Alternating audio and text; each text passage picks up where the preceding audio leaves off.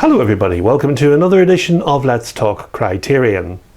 Nicolas Roeg has a few films in the collection, namely Don't Look Now, which will be getting a 4K makeover. We'll be looking at that in October, as well as Insignificance, Bad Timing, but Walkabout is his 1971 adventure survival film set in the Antipodean outback, starring Jenny Agutter, Nicolas Roeg and David Gulpill. Jenny Agutter had appeared in many 60s films and television projects and had recently finished The Railway Children when she was cast as Girl in Walkabout. Edward Bond wrote the screenplay, which is loosely based on the 1959 novel by James Vance Marshall. Set in the Australian outback, it centres on two white schoolchildren who are left to fend for themselves in the Australian outback and who come across a teenage Aboriginal boy who helps them to survive. Filming began in Sydney in August of 1969 and later moved to Alice Springs, and Roeg's son Luke played the younger boy in the film. Roeg brought an outsider's eye and interpretation to the Australian setting and improvised greatly during filming.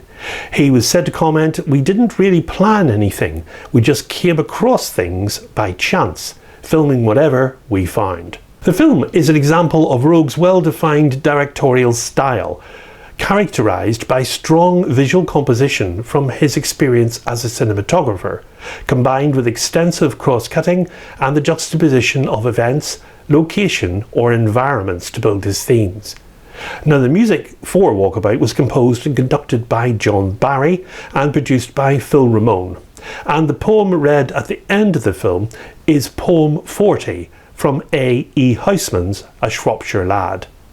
With regard to the skinny dipping scene where Agutter is unclothed, the BBFC, or the British Board of Film Classification, surmised Agutter was 17 years of age at the time that it was filmed, when she was actually 16 when the filming began in July of 1969, and therefore the scenes did not pose a problem when they were submitted to the BBFC in 1971 and later again in 1998.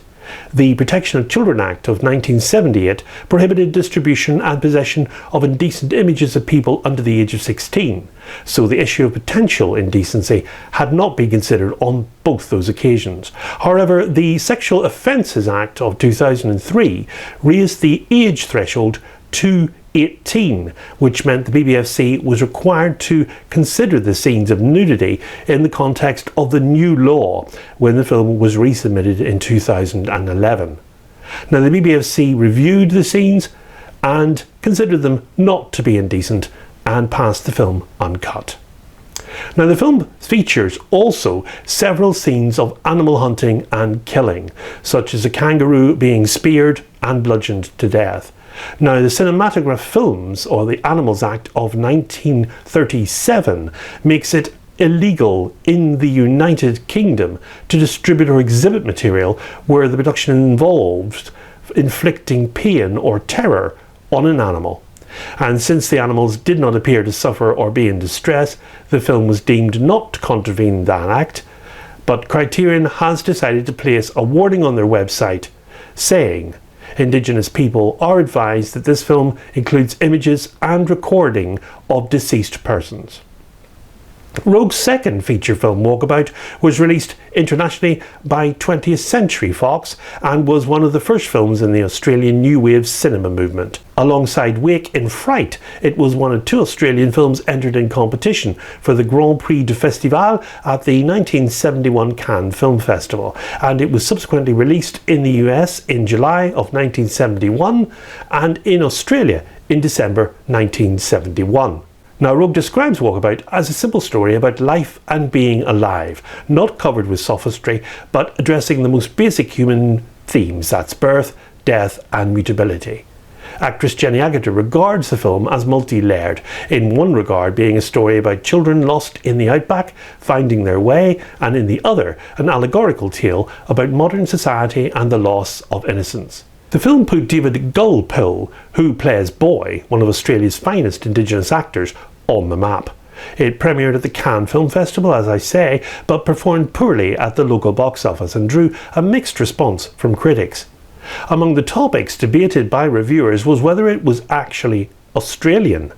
Walkabout was financed with American money, adapted from an English novel by an English director, and stars mostly English actors. Now, the debate about what does or does not qualify as homegrown production increased in coming decades as Hollywood studios expanded offshore production and overseas governments baited them with tax offsets. The film was the second feature directed by Nicolas Roeg, a British filmmaker. He had long planned to make a film of the novel Walkabout, in which the children are Americans stranded by a plane crash. Roeg had not been able to find a script that he was happy with until the English playwright Edward Bond did a minimal 14-page screenplay.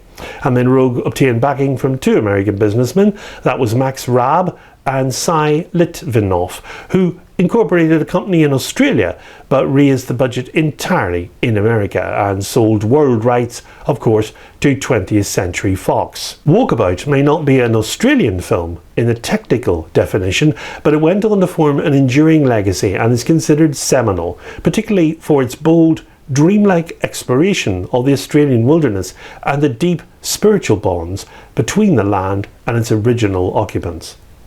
The disc comes with a 4K UHD Blu-ray disc with Dolby Vision HDR and a second Blu-ray with the film and the following special features.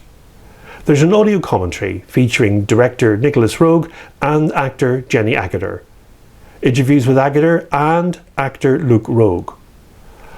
Gulpill, One Red Blood 2002, a documentary on the life and career of the actor. There's a trailer and an essay by the author Paul Ryan. Cover art is by Neil Kellerhouse.